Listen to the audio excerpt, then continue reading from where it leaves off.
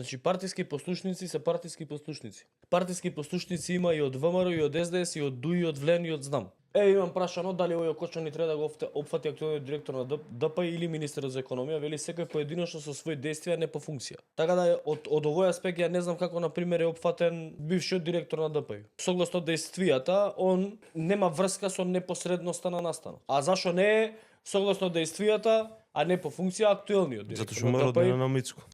Лиценца за истрагата ја води Јој Окочани или Скопје. Овој Окочани моментов да го се утврди друго действие на фалсификатот неповрзано со пожарот, може да се предаде предмет. Па реално нема, затоа што 3 дена била дискотеката без било каква лиценца. Така е. Последното моје прашање е непревземање на законско действие. На пример, должен бил ДП да го предупреди имателот на лиценца дека му е предистек, значи знаело ДП дека има таков објект, не реагирало да го затвори. Кој е надлежно да провери од каде се пиротехничките средства, дали се увезени, ако се увезени, кој го правил увозот. Овој Окочани тој е испитано или има обвинето, сакав осомничено да прашам, правно или физичко лице, или нема ни тој, ќе треба да почекаме обвинение. До овој момент нема ништо. Не знам дали за вас ова прашање или за колку утврдено е дали е утврдено дали имало одговорно лице со дозвола за ракување со пиротехника, каде на локација, во Пулс немало, во ММ Доел немало, во смисла на обучено лице како што е по закон немало. Со месеци секоја недела по 3-4 пати се користеле пиротехники и тоа полицијата го знаела, така да зашто нема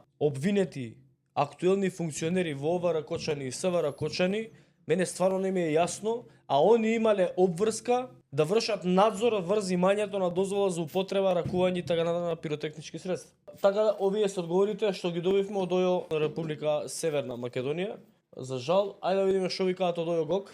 Од ОЈО информира дека констатирано е дека МММ Доел немало дозвола за употреба на пиротехника, ниту имало обучено лице за ракување со пиротехника во објектот во фирмата. Имали ОЈО ГОК прибрано докази од осомничени службени лица кои биле надлежни согласно закон да вршат надзор на дозволите за употреба на пиротехника, мислам на полицајци и инспектори. Дополнително дали ОЈО ГОК го истражува постапувањето на сменоводителот вечерта во Кочани во смисла на тоа дека иако имал акциски контрол бил на локација која не била предвидена за контрола. Дали се проверува улогата на началникот на СВ Ракочани кој вечерта бил пред дискотеката околу полноќ, а е заведен во Ракочани дека имал работна посета. Дали се проверува дали е постапено согласно утврдените стандардни оперативни процедури за спроведување на акциски контрола. Дали се проверува точноста на информацијата дека полицајците меѓу кои сменоводителот таа вечер ја заклучил вратата и ги враќа луѓето назад спротивно на стандардните оперативни процедури. Ова се прашања кои што ги постои во петокот или у саботата, за кои што немаме одговор.